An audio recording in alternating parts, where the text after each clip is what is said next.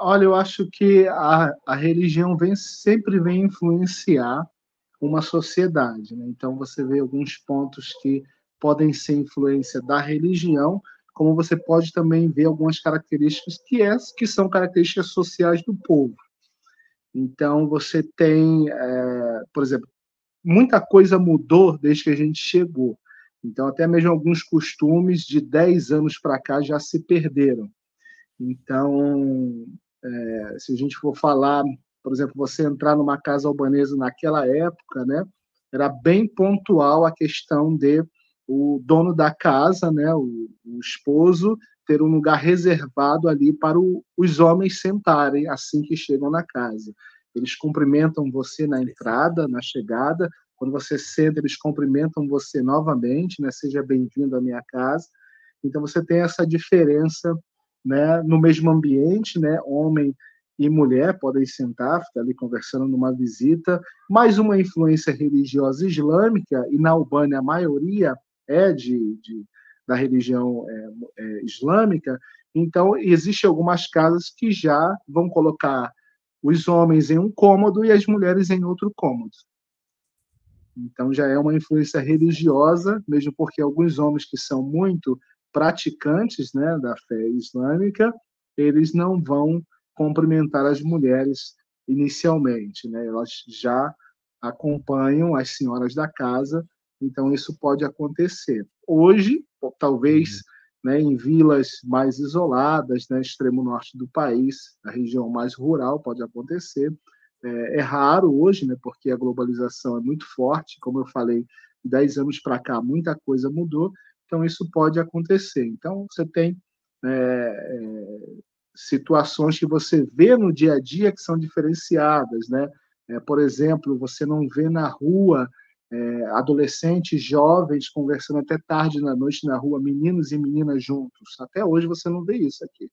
Então, as meninas sempre junto com as meninas, os rapazes sempre junto com os rapazes, em grupos, né? Você vê grupos mesclados, mas sempre tem alguém, por exemplo, se uma menina sai com as colegas, você sempre vai ter o irmão dela ali no meio, ou um primo que está sempre ali observando, né, e acompanhando. Então, você tem esse cuidado, né, em relação às mulheres, né, e essa característica social aqui na Albânia. Então, isso acontece muito aqui, e outras, né, características, como você entra na casa, né, o que é oferecido para você beber, o que o anfitrião te oferece, né?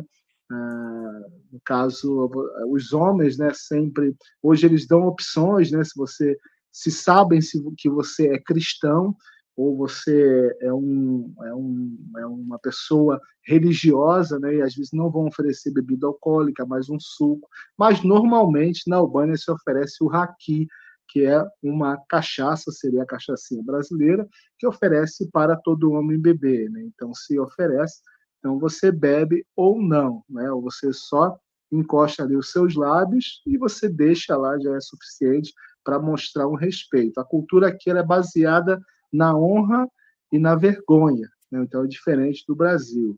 Então, como no Brasil é o certo e o errado que conta muito. Até mesmo na teologia, quando, por exemplo, eu vou pregar, né, eu posso falar no púlpito, né, assim, abertamente na igreja, o que dá mais sentido para o albanês? Eu dizer pecado é errado ou eu dizer pecado desonra a Deus? Com certeza, se eu falar pecado desonra a Deus, soa muito mais forte no coração dele do que eu falar é certo ou errado. Então, Uau! coisas assim, até mesmo, né, na hora de você comunicar às pessoas, e outras questões também, brincadeiras que no Brasil funcionam muito bem, né, em meios brasileiros, o brasileiro é muito de toque, né, e que na Albânia não funciona.